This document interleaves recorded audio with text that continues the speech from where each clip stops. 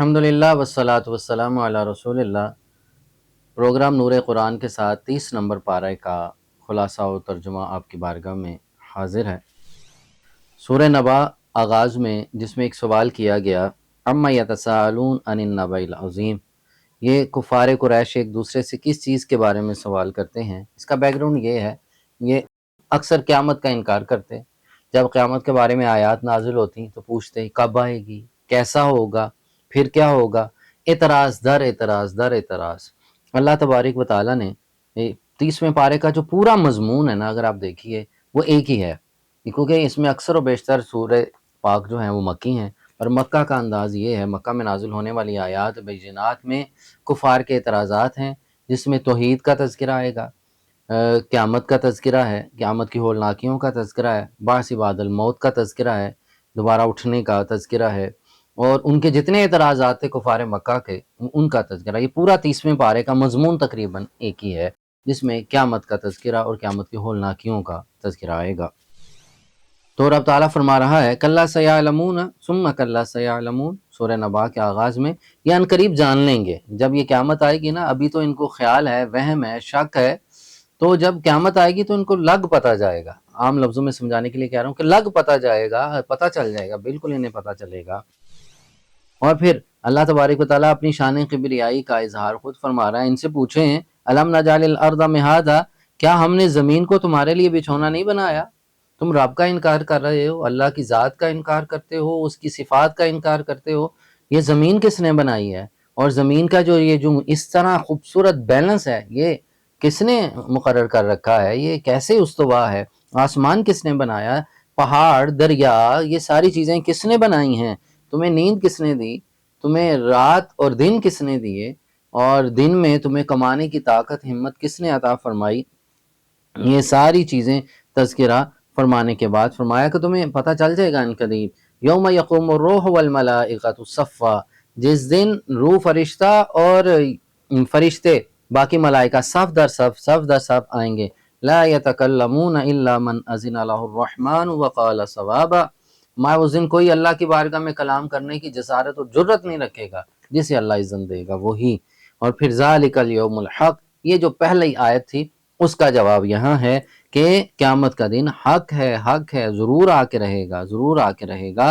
اور جب وہ آ جائے گا تو پھر یہ کفار کہیں گے کاش کہ ہم مر کے مٹی ہو جاتے اور ہمیں پیدا نہ کیا جاتا، کاش ہم اس دن کا انکار نہ کرتے اور آپ صلی اللہ علیہ وسلم کا فرمان مان لیتے۔ پچھلی امتیں کہیں گی ہم اپنے نبیوں کی بات کو مان لیتے، کاش ہم ان کے منکر نہ ہوتے۔ یہ سورہ نبا کا مضمون ہے۔ اگلی سورۃ النازعات میں فرشتوں کا تذکرہ ہے۔ قسم ہے ان فرشتوں کی، والنازعات غرقا والناشطات نشطا والسابحات سبحا، کہ ان فرشتوں کا تذکرہ جو سختی سے جان نکالتے ہیں، اور ان فرشتوں کا کہ جو بڑی نرمی سے جان نکالتے ہیں۔ جب کسی کافر کی، گناہ گار کی روح نکالی جاتی ہے تو ایسے ہے کہ ایک نرم ملائم کپڑا خاردار جاڑی پر ڈالا جائے اور زور سے کھینچ دیا جائے، جتنی تکلیف ہے۔ جان کو نکاح عالم بہت سخت ہے، نزاع کی تکلیف بہت زیادہ ہے، لیکن مومنین کے لیے یہ ہے ایسے کہ جیسے ایک پرندہ سمندر سے پانی چونچ میں لیتا ہے کہ خبر نہیں ہوتی، مکھن سے بال نکال لیا جاتا ہے، یوں سمجھ لیجیے۔ ایسے کیوں نہ ہو کہ جب اللہ کا ولی دنیا سے جاتا ہے، وہ اللہ کے نور اور آقا کریم صلی اللہ علیہ وسلم کے دیدار میں گم ہوتا ہے۔ مصر کی عورتیں اپنے ہاتھ کاٹیں، انہیں زخم اور تکلیف محسوس نہ ہو۔ اسی طرح جب یہ نزاع کی کیفیت بندہ مومن پہ آتی ہے، مومن تو اللہ کے جلووں میں ہوتا ہے، رسول اللہ صلی اللہ علیہ وسلم کے دیودار کے جلووں میں ہوتا ہے، اسے سختی کی کوئی خبر نہیں ہوتی۔ گناہ گار کے لیے یہ ہے، اسے اس کا نامہ اعمال دکھایا جا رہا ہوتا ہے، وہ اپنی زندگی کے گناہوں کو دیکھتا ہے، چیخ و پکار کرتا ہے، اور اسے پتہ چلتا ہے میں مر گیا ہوں، میرا تو سب کچھ تباہ ہونے والا ہے، فنا ہونے والا ہے، اب تو میں ختم ہونے لگا ہوں، اب میرا کیا ہوگا؟ تو اس وقت پھر یہ اس کا کوئی پرسان حال نہیں ہوتا۔ آگے سورہ عبس وتولی ان جاءہ الاعمی، اس کے اندر ایک بڑی خوبصورت بات ہے۔ پورا قرآن مجید دیکھیے، آپ کی رحمت کا، محبت کا تذکرہ ملتا ہے۔ یہ ایک واحد لمحہ تھا جہاں آپ صلی اللہ علیہ وسلم نے، یہ بھی انداز الفت تھی، انداز محبت تھی، تربیت کے لیے حضرت عبداللہ ابن مکتوم کو یوں سمجھیے کہ عذرا الفت ہی ہے، لیکن بندہ جب کسی ناراضگی کے اظہار سے، غصے سے دیکھتا ہے، اللہ کو اپنے محبوب کی اتنی ادا پسند آئی کہ اللہ نے اپنے محبوب کے اس طرح غور سے گور کے دیکھنے کے انداز کو بھی قرآن میں ضبط کر دیا ہے۔ عبس وتولی ان جاءہ الاعمی، لوگ اس کو کسی اور انداز میں بیان کرتے ہوں گے، لیکن میں نے اہل محبت سے، اہل عشق سے سنا ہے کہ محبوب کا جب بندہ محبت میں ہو تو خوبصورت آدمی بہت خوبصورت لگتا ہے، کبھی ہلکے سے ناراضگی کے اظہار میں غصے میں آئے تو اس کا حسن اور بڑھ جایا کرتا ہے۔ تو حضور کے حسن کی اور تابانیاں تھی، اس کے اندر اور خوبصورتی تھی، حسن بھی مزید حسین ہو گیا۔ اللہ نے اس آیہ مقدسہ کو فوراً اس لمحے کو کیپچر کیا اور قرآن میں رکھ لیا۔ عبس وتولی ان جاءہ الاعمی، ہائے ہائے ہائے کیا خوبصورت آیات ہیں۔ حضرت عبداللہ ابن مکتوم، حضور گفتگو کر رہے ہیں، ابن مکتوم حضور کے صحابی ہیں نبینا، وہ آ کے آپس میں آپ کی بات کے اندر بات کرنے لگے تو سرکار نے ایسے دیکھا انہیں، تو اس دیکھنے کے انداز کو اللہ تبارک و تعالی نے اس آیہ مقدسہ میں بیان فرما دیا ہے۔ اور پھر اگلی انسان کی تخلیق کا تذکرہ ہے، اور انسان کو کیسے پیدا کیا گیا اور کیسے ہوگا، اور پھر آگے فرمایا وہی قیامت کا تسلسل چلا آ رہا ہے۔ یوم یفر المرء من اخی و امہ و ابی و صاحبتی و بنی، ادھر بھی سمجھیے گا قیامت کا دن ہوگا تو سب ایک دوسرے سے رائے فرار اختیار کریں گے، بھائی بھائی سے جدا ہوگا، اور ماں باپ اپنے بچوں سے، بیٹوں سے جدا ہو جائیں گے، بیوی اپنی شوہر سے جدا ہوگی۔ ہر لکل امرئ منہم یومئذ شأن یغنی، ہر بندہ بے نیاز ہے، کوئی کسی کا پرسان حال نہیں، کوئی کسی کو پوچھ نہیں رہا، کوئی کسی کو دیکھ نہیں رہا۔ لیکن یاد رکھیے وما یومئذ وجوہ یومئذ مسفرہ ضاحکۃ مستبشرہ، اس دن کچھ لوگ، کچھ چہرے ایسے ہوں گے وجوہ یومئذ مسفرہ، ہنستے ہوئے، مسکراتے ہوئے، چمکتے، حشاش بشاش چہرے ہوں گے۔ وہ کون ہوں گے؟ یہاں رک کے ذرا لطف لیجئے۔ کوئی پوچھنے والا نہیں ہے، کوئی مدد کرنے والا نہیں ہے، ایک ذات ایسی ہے، وہ ساقی کوثر، جو جام بار بار کے پلا رہے ہوں گے۔ ایک بندہ پریشانی میں، غم میں نڈال ہے، 50,000 سال کا دن ہے، گرمی ہے، شدت ہے، ہر چیز تباہ ہے، قیامت ہے جی، قیامت کا دن ہے، قیامت تو پھر قیامت ہے، اور اس دن اچانک اللہ کے محبوب سامنے آ جائیں، اللہ اللہ اللہ، اور ہاتھ میں جام لیا ہو اور کہے میرے پیارے امتی یہ جام کوثر پیو، تو بندے کی کیا کیفیت ہوگی، اس کا انداز کیا ہوگا؟ پھر تو اس کا چہرہ کھل جائے گا، پھر تو چہرہ مسکرائے گا، سرکار کو دیکھ کے وہ ہنس پڑے گا، وہ غم بھول جائے گا، وہ قیامت ہی بھول جائے گا، وہ اپنا نامہ اعمال ہی بھول جائے گا، اور وہ کہے گا یا رسول اللہ آپ آگے ہیں تو پھر سب کچھ ہی خیر ہے۔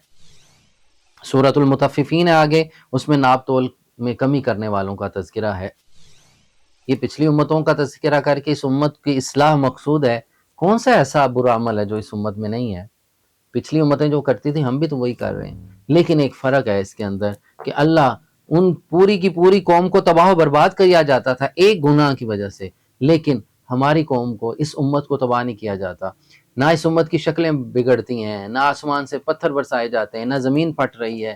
یہ ہمارا کمال نہیں ہے، ہمارے گناہ تو ان سے بھی زیادہ ہیں، کمال ہمارا نہیں ہے، کمال کملی والے سرکار کا ہے، اللہ کے محبوب کا کمال ہے، وہ ان کمال والی ہستوں کا کمال ہے، ان مالکوں کا کمال ہے جن کے لیے اللہ نے فرمایا ہے وَمَا كَانَ اللَّهُ لِيُعَذِّبَهُمْ وَأَنْتَ فِيهِمْ، اے حبیب ہم اس وقت ان کو عذاب نہیں دیں گے جب تک آپ ان میں موجود ہیں۔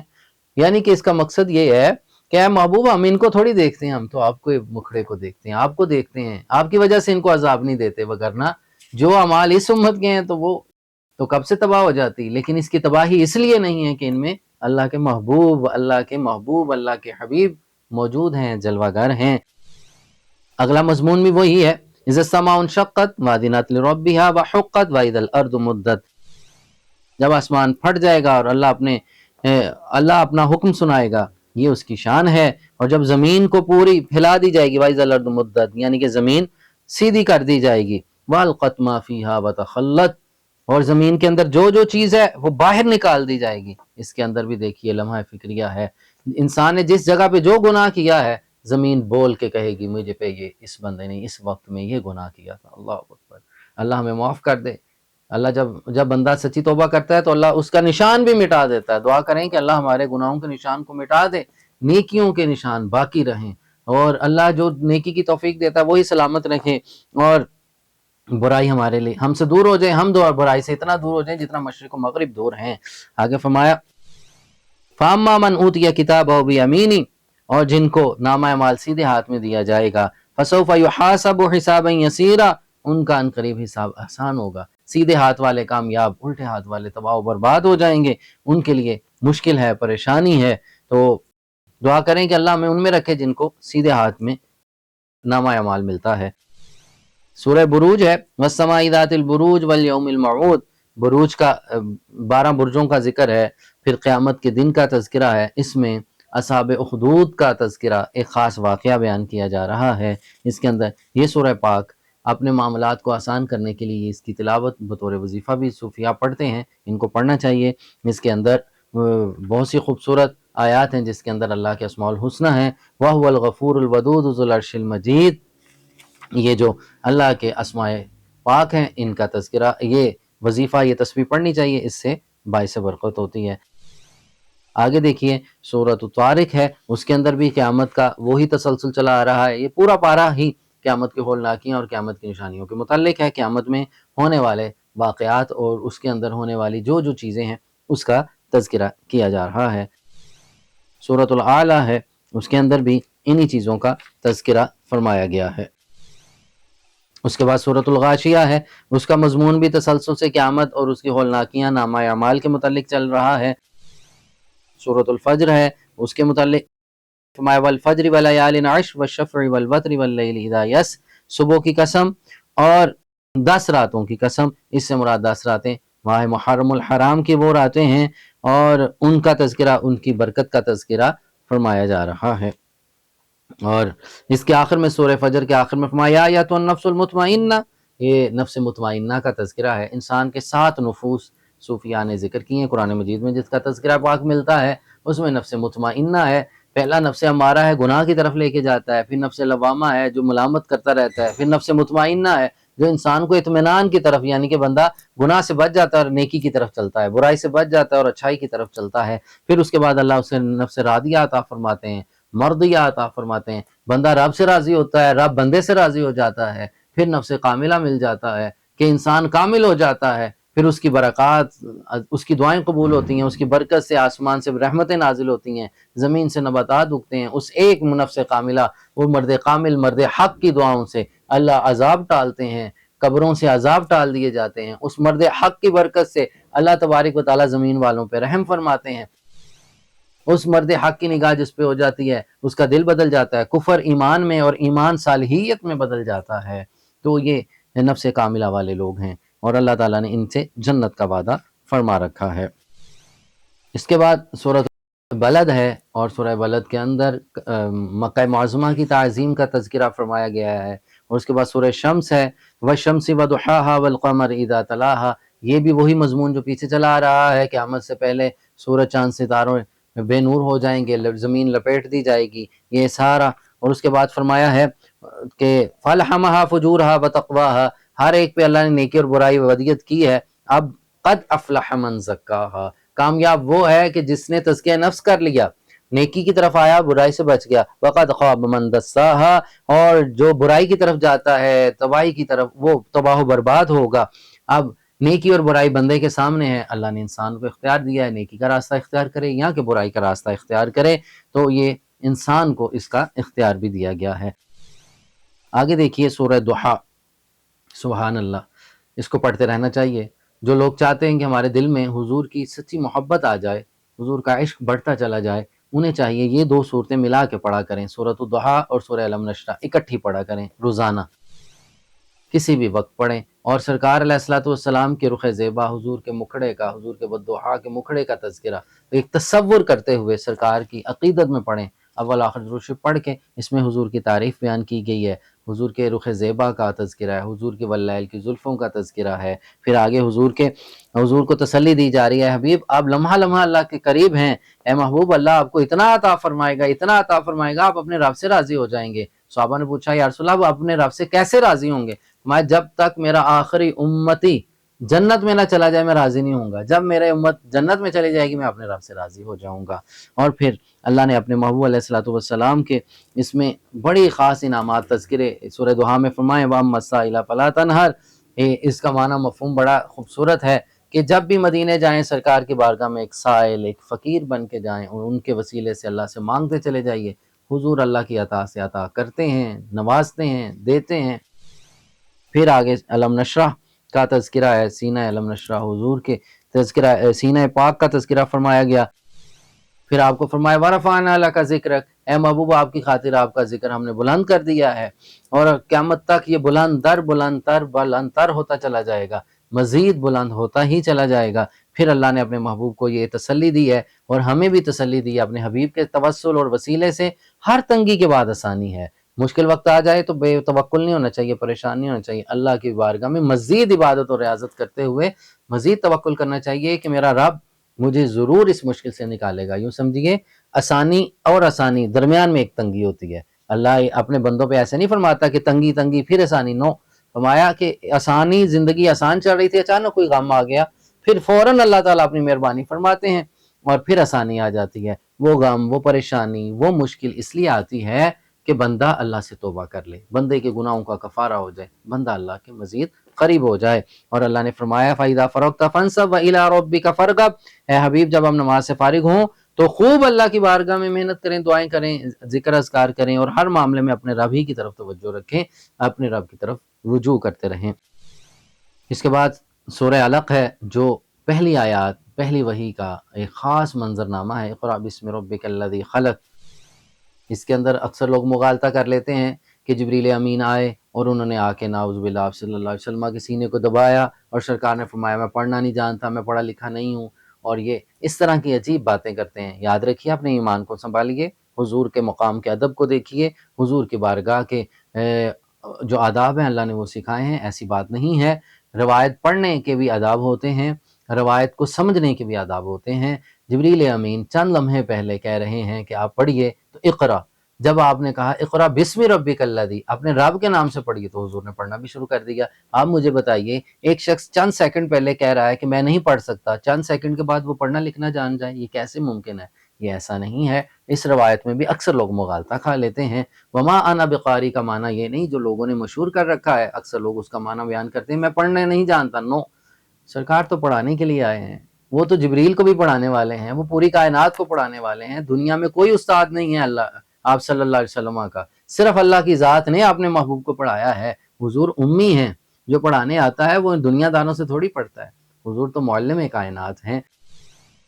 اس کے بعد سورہ قدر ہے، اس کی بڑی فضیلت ہے۔ رمضان شریف میں اس کی تلاوت روز کرنی چاہیے۔ رزق میں کمی آ جائے تو رمضان میں خاص کر اس کا وظیفہ بنائیں، عصر کے بعد 7 دفعہ پڑھ سکتے ہیں، 21 دفعہ پڑھ سکتے ہیں۔ اس کو پڑھ کے اپنے رزق میں اضافے کے لیے، برکت کے لیے دعا کریں۔ بے روزگار لوگ کثرت سے اس کو پڑھیں، خاص کر آخری عشرے میں، خاص کر شب قدر کی رات اس کی کثرت سے تلاوت کریں، اللہ اس کے رزق میں برکت عطا فرمائے گا۔ اس کے بعد سورۃ البینہ ہے، اس میں مومنین اور کافرین ان کا تذکرہ ہے، مومنوں کی کامیابی کا تذکرہ ہے اور اللہ کی رضا کا تذکرہ ہے۔ اس کے بعد سورۃ الزلزال ہے، اس میں بھی قیامت کے متعلق ایک جھٹکا جو زلزلہ ہے، قیامت کے زلزلے کا تذکرہ فرمایا گیا ہے۔ اور سورۃ العادیات ہے، اس کے اندر بھی فرمایا گیا میدان جنگ میں جو سواری استعمال ہوتی ہے اس سواری کا تذکرہ فرمایا گیا۔ سورۃ القاریہ ہے، اس کے اندر بھی قیامت کے ہولناکیوں کا تذکرہ ہے، تو نامہ اعمال کا تذکرہ ہے۔ سورۃ التکاثر ہے، اس کے اندر تربیت کی جا رہی ہے کہ جو لوگ مال جمع کرتے کرتے کرتے اس مقام پہ پہنچ جاتے ہیں کہ قبروں کے دہانے پہ، یعنی کہ مرنے کے قریب آ جاتے ہیں، مال جمع کرتے رہتے ہیں اور مال کی محبت انہیں لے ڈوبتی ہے، وہ مال ان کے کام نہیں آتا۔ وہ مال جو ہے انہوں نے جو بہت زیادہ مال کی محبت میں زندگی گزاری، زکوٰۃ نہیں دی، خیرات نہیں کیا، رشتہ داروں کا حق نہیں دیا، ماں باپ کا حق، بیوی بچوں کا حق نہیں دیا، مال کی محبت جمع کرتے کرتے جوڑتے جوڑتے مال ہی جمع کرتے رہ گئے اور موت آ گئی، اب اس مال کا حساب بھی انہیں دینا ہوگا۔ سورۃ العصر، امام راضی فرماتے ہیں سورۃ العصر پورے قرآن کا ایک خلاصہ ہے، اس کے اندر پورا ضابطہ حیات بیان کیا گیا ہے۔ فرمایا کہ قسم ہے اس زمانے کی، تو یہ زمانے سے مراد بھی فرمایا آپ صلی اللہ علیہ وسلم کی حیات طیبہ کی قسم ہے، اے محبوب آپ کے زمانے کی قسم، ان الانسان لفی خسر، بے شک انسان خسارے کے اندر ہے، دھوکے میں ہے، فراڈ میں ہے، وہ جو چیز دیکھ رہا ہے وہ یہ حقیقت نہیں، حقیقت کچھ اور ہے، مگر وہ لوگ جو ایمان لے آئے۔ مومن خسارے میں نہیں ہے، مومن کے لیے اللہ نے بڑی کرم نوازیاں ہیں، ایمان والوں کے لیے، آمن و عامل الصالحات والے خسارے میں نہیں آتے، بلکہ خسارے میں تو وہ ہیں جو ایمان سے دور ہیں اور صالحیت سے دور ہیں۔ یہ دو چیزیں بہت قابل غور ہیں، ایمان بھی ضروری ہے اور صالحیت نیک اعمال بھی ضروری ہے۔ ایمان لانے کے بعد صالحیت اختیار نہیں کی پھر بھی خسارہ ہے، جو ایمان نہ لایا وہ تو سارے کا سارا ہی خسارہ ہے، لیکن ایمان لانے کے بعد بھی جو مثال ہے جو دیکھنے کے بعد بھی نہ مانے تو پھر کتنا بڑا خسارہ ہے۔ جو تو اندھا ہے کافر ہے وہ تو خسارے میں ہے ہی، جو کلمہ پڑھ کے بھی نہیں مان رہا تو پھر اس کا کتنا بڑا نقصان ہے، کتنا بڑا لوس ہے، بچنا چاہیے۔ آگے سورۃ الفیل ہے۔ سورۃ الفیل کے اندر آپ صلی اللہ علیہ وسلم کی آمد سے 1 سال پہلے ابرہہ مکہ پہ حملہ کرنے کے لیے آتا ہے اور ہاتھیوں کی فوج لے کے آتا ہے، وہ فوج تباہ و برباد ہو جاتی ہے۔ اس پورے واقعے کو سورہ فیل کے اندر ذکر کیا گیا ہے۔ اس کے بعد سورہ کوثر ہے، اس کو بار بار پڑھنا چاہیے، یہ بہت خوبصورت یہ آیات بینات ہیں۔ انا اعطیناک الکوثر فصل لربک وانحر ان شانئک هو الابتر۔ اس کے اندر بڑے راز موجود ہیں۔ اللہ نے اپنے محبوب علیہ السلام کو کثرت عطا فرمائی ہے۔ جو شخص اولاد میں، اپنے اعمال میں، اپنے نیکیوں میں، اپنے معاملات میں، عبادات میں، اولاد میں اور اپنی باقی معاملات میں کثرت چاہتا ہے، نیت کر کے اللہ سے دعا کرے اور اس سورت کی تلاوت بار بار کرتا رہے، بطور وظیفہ پڑھے، اللہ اسے کثرتیں عطا فرما دے گا۔ فرمایا حبیب آپ نماز پڑھیے اور قربانی کیجئے، آپ کا دشمن ہی بے نام و نشان ہوگا۔ کچھ لوگوں نے آپ پہ نعوذ باللہ ایسا طعنہ دیا کہ آپ نعوذ باللہ آپ کی اولاد نہیں ہے تو آپ کا حسب و نسب کیسے چلے گا؟ میرے آقا نے فرمایا میں اللہ کا محبوب ہوں۔ سبحان اللہ، حضور کی شان تو کیا شان ہے، جن کے صدقے سب کچھ اللہ نے پیدا کر دیا، جن کی وجہ سے لوگ ان پہ طعنہ کرتے ہیں۔ فرمایا اللہ نے آپ کو ایسی کثرت عطا فرمائی ہے، میرے آقا فرماتے ہیں حدیث پاک میں ہے کہ سب کا حسب و نسب ختم ہو جائے گا، میرا حسب و نسب قیامت تک جاری رہے گا۔ تمام کی اولادیں دیکھیں، کسی کی نسل آج کل پرسوں ختم ہوتی چلی جاتی ہے، سادات اکرام پوری روئے زمین پہ ہیں، قیامت تک رہیں گے، اہل بیت کی برکات پوری روئے زمین پہ ہے، قیامت تک رہے گی، اور حضور کی اولاد پاک قیامت تک جاری و ساری رہے گی۔ اس کے بعد سورۃ الکافرون ہے، سورۃ الفتح ہے۔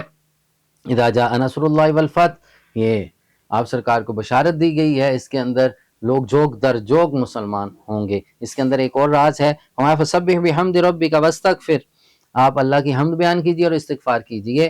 بزرگان دین فرماتے ہیں کثرت سے الحمدللہ استغفر اللہ پڑھنا چاہیے، اس سے انسان کے معاملات آسان ہو جاتے ہیں۔ سورہ اخلاص کی بہت زیادہ فضیلت ہے، 3 بار پڑھنے سے پورے قرآن مجید کا پڑھنے کا ثواب و اجر ملتا ہے۔ یہ اللہ کے رازوں میں سے ایک راز ہے۔ یہ سورہ اخلاص بہت اللہ کا ایک خاص نور ہے، اللہ کا ایک خاص خزانہ ہے، نورانی خزانہ ہے۔ اس کا جو بھی عامل ہوگا اس کے لیے بہت سی برکات ہیں۔ سورہ فلق اور ناس، یہ میرے آقا کریم صلی اللہ علیہ وسلم رات اپنے بستر پہ تشریف فرما ہوتے، پڑھ کے اپنے پورے جسم پہ دم کیا کرتے، تو اس کی بھی بہت زیادہ فضیلت ہے۔ یہ اپنی روٹین میں شامل کیجئے، روزانہ ان آیات بینات کو پڑھنا چاہیے۔ آج اللہ کے فضل اور کرم سے پروگرام نور قرآن کے ساتھ قرآن مجید کی تکمیل مکمل ہوئی، یہ اللہ کا خاص فضل رہا، اللہ نے خاص کرم فرمایا، اس قابل فرمایا کہ ہم پورے قرآن مجید کا مختصر خلاصہ آپ کے سامنے پیش کر سکے، اور اللہ کے حضور یہی دعا ہے قرآن کے وسیلے سے اور صاحب قرآن کے وسیلے سے، یا اللہ اس میں جو کمیاں ہیں وہ ہماری طرف سے ہیں، ہمیں معاف کر دینا۔ جو چیزیں بیان ہوئی ہیں یا اللہ وہ تیری عطا تھیں، لوگ مجھے اور سب کو اس پہ عمل کی توفیق دینا۔ یہ جہاں تک پیغام پہنچے مولا اپنی بارگاہ میں قبول کر لینا، اس میں کہیں کمی رہ جائے تو اپنی جناب کرم سے یا اللہ ہمیں معاف فرما دینا۔ اس میں جتنی میری ساری ٹیم تھی، جتنے دوست ہیں، میں ان کے لیے بھی دعا گو ہوں جن کے توسل سے آپ تک پیغام پہنچ رہا ہے۔ نور قرآن کی پوری ٹیم اور میرے سارے دوست بھائی، اللہ تعالیٰ ان تمام کو جزائے جزیل عطا فرمائے۔ تکمیل قرآن کے موقع پر میں دعا گو ہوں، کیونکہ میرے آقا نے ارشاد فرمایا تھا جب قرآن مجید کی تکمیل ہو جو دعا کی جائے وہ قبول ہوتی ہے۔ رمضان شریف کی اس مبارک راتوں میں اللہ کے حضور دعا گو ہوں، اللہ پوری مسلم امہ پہ رحم فرما دے۔ وہ اپنی محبوب کی امت اس وقت بڑی مشکل اور پریشانی میں ہے، اللہ فلسطین کی، غزہ کی، مجبور لوگوں کی، محکوم لوگوں کی اللہ مدد فرما دے۔ اس قرآن کی برکات پوری روئے زمین پہ اللہ نازل فرما دے۔ میں دعا کرتا ہوں کہ مولا کریم بے اولادوں کو اولاد نصیب فرما دے، بے روزگاروں کو روزگار عطا فرما دے۔ یا اللہ جو دعائیں دل میں ہیں یا اللہ وہ قبول فرما لیں، اپنی قلبی دعائیں یا اللہ قبول فرما لیں۔ قرآن مجید آج تیری توفیق سے قبول ہوا، یا اللہ اسے قبول فرما لیں، یہ مکمل ہوا ہے اسے قبول فرما لیں تیری توفیق سے، یا اللہ یہ تیری عطا تھی، ہمارا کوئی کمال نہیں مولا، اسے قبول فرما لیں اور اپنی بارگاہ میں رمضان کے برکات نصیب فرما دے، قرآن کے برکات نصیب فرما دے، صاحب قرآن کے برکات نصیب فرما دے۔ مولا ہماری پریشانیاں، مشکلیں، دکھ، درد، تکلیف دور فرما دے اور ہماری دعاؤں کو اپنی بارگاہ میں قبول فرما لیں۔ ہمارے ماں باپ کی یا اللہ بخشش فرما دے۔ یا اللہ دونوں جہانوں میں آقا کریم صلی اللہ علیہ وسلم کا قرب خاص عطا فرما دے، حضور کی نگاہ کرم نصیب ہو جائے۔ یا اللہ قرآن اور صاحب قرآن کا نور ہمیں نصیب فرما دے۔ آمین یا رب العالمین، صلی اللہ علیہ حبیب محمد وعلی آلہ وسلم۔ الحمدللہ الحمدللہ۔